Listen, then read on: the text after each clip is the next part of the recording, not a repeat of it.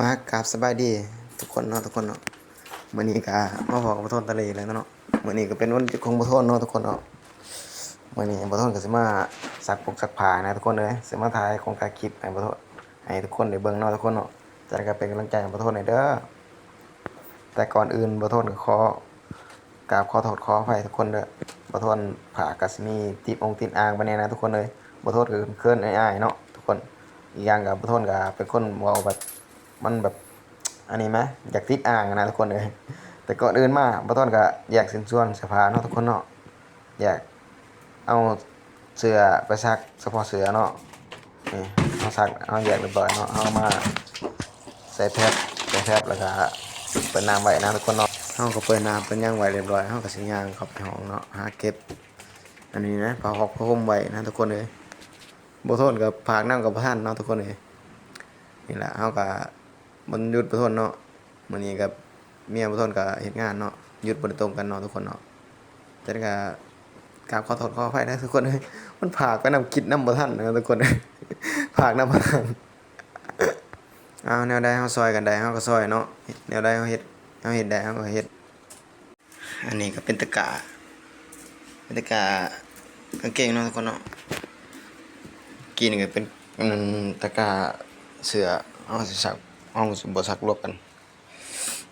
อาทิตย์นี้บ่ทนก็บ่ค่อยเมื่อยไปได้บ่ทนก็สิซักมื้อเอาเนาะแล้วแต่อาทิตย์ได้มีเมื่อยนี่ก็ปกตินี่ก็ซักเครื่องแหละมื้อนี้ขยันเป็นพิเศษนะทุกคนมื้อนี้อยากถ่ายคลิปนำคนใดก็นั่นล่ะทุกคนเอ้ยตามในคลิปนั่นล่ะบ่ทนบอกปกติบ่ทนก็ซักเครื่องนั่นล่ะมามื้อนี้ก็อยากถ่ายคลิปให้ทุกคนได้เห็นได้เบิ่งนะทุกคนชีวิตประจำวันบ่ทนก็บ่ทนก็บ่ได้ไปเที่ยวไสดอกวันหยุดนะทุกคน เพราะว่าจักสิไปไสดีนะทุกคนคิดยังบ่ออกตอนนี้เราก็ซักเสื้อผ้าแล้วเนาะเราก็ซักนะเราซักเสื้อไปก่อนเนาะทุกคนเนาะEP นี้ก็เป็น EP ที่ยาวที่สุดของบ่ทนเนาะที่ถ่ายแบบหลายวิดีโอนะแล้วก็มารวมกันนะทุกคนโอ้บ่ทนกันแบบโคตรยาวเลยอันนี้บ่ทนรีวเป็นไว้ซื่อๆได้นี่ทุกคนเอ้ยมันจังได้มาซ้ำนี่จัง7นาทีอะที่จริงพูนมีอยู่ประมาณครึ่งชั่วโมงหรือว่า30นาทีเนาะทุกคนเนาะ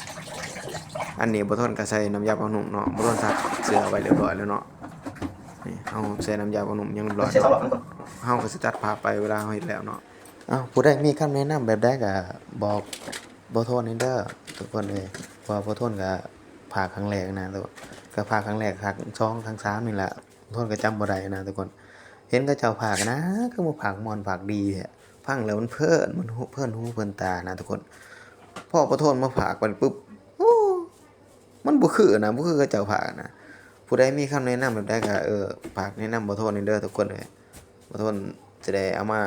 เฮ็ดเอามาตัดต่อตามคำแนะนำของทุกคนนะทุกคนเอ้ย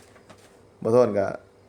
ฝากไว้นำอดหัวไปนำนะทุกคนเอ้ยอันนี้เฮาเก็บกวาดห้องเนาะทุกคนเนาะเฮาซักเสื้อผ้าหยังเรียบร้อยจักสิพากจักสิบรรยายวิดีโอให้ทุกคนฟังเนาะหรือว่าจักสิแบบใดจังได๋ก็อดทนอยู่อดทนเบิ่งนำบ่ทน แน่เด้อทุกคนเด้อเฮาก็สิตัดภาพไปเวลาเฮาถูพื้นเลยเนาะทุกคนเนาะอันนี้คือบ่ทนซักเสื้อผ้าหยังเรียบร้อยแล้วได้ทุกคนเอ้ยบ่ทนก็สิมาถูพื้นเนาะเฮาก็ใช้น้ำยาปรับผ้านุ่มนะทุกคนบ่ทนก็อาบน้ำหยังเรียบร้อยแล้วนะมันผากน้ำบ่ทันทุกคนเด้อเฮาก็สิอดทนเบิ่งไปเนาะทุกคนเนาะเฮาก็ถูพื้นไปถูพื้นมาล่ะบ่ทนก็ครั้งแรกเลยถ่ายวิดีโอแบบหลายที่สุดแบบนี้บ่ทนก็พยายามเฮ็ดคลิปให้ทุกคนได้เบิ่งนำกันเนาะทุกคนเนาะมันสิเป็นแบบใดหรือว่าสิเป็นทรมานหูทรมานตาผู้ใดก็ทนเบิ่งนำบ่ทนนี่เด้อโอ้ยแต่อยากกลัวนี่เนาะครั้งแรกเลยที่ภาคแล้วก็ยาวที่สุดนี่อันนี้เราก็ถูพื้นเนาะอันนี้ก็คือเป็นไหมถูพื้นของ เมียบ่ทนสั่งมาในอยู่ไสก็บ่รู้ล่ะสั่งมาใน Lazada สั่งมา80 บาทมั้งทุกคนดีเด้ใส่ดีเด้ล่ะอันนี้เฮาก็สิตัดผ้าไปแล้วเฮาตากผ้าแล้วเรียบร้อยเนาะทุกคนเนาะบ่แม่นบ่ผิดทุยเฮาสิเลือกทางไม้แขวนผ้าเฮา เอาเสียไปตากนะทุกคนอันนี้แหละ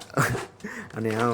หอดเวลาตอนเขาตากเนาะเขาแช่น้ำยาขนมเนาะเขาก็ตัดภาพไปเวลาเขาตาก ตากแล้ว เรี เรี ย ย บบ ร้ ร้ อ อย ย ทุ นะ กคน ทุกคน เนาะ เนาะเสื้อผง อัน เสื้ นี้ อ ก็คือเสื้อผ้าเฮ็ดงาน หรือว่าเสื้อเฮ็ดงาน งานเบิดเลยทุกคน ที่สองผัวเมียผูกข่อยนะ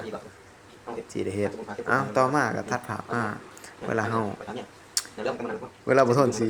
เตรียมกับข้าวให้เมียบ่ทนนะสิเตรียมกับข้าวท่าเมียนะทุกคนเพราะว่าจะน้อยเมียก็สิเลิกงานแล้วเนาะอันนี้ก็เป็นเวลาประมาณ 6:30 นเนาะ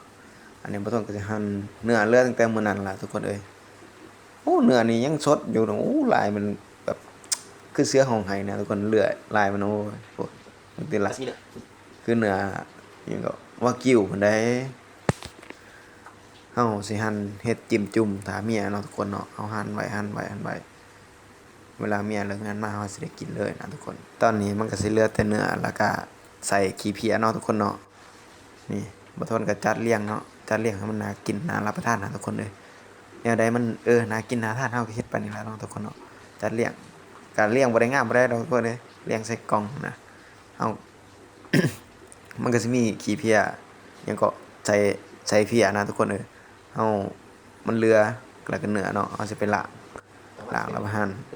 จิ้มจุ่มน้ำกันนะทุกคน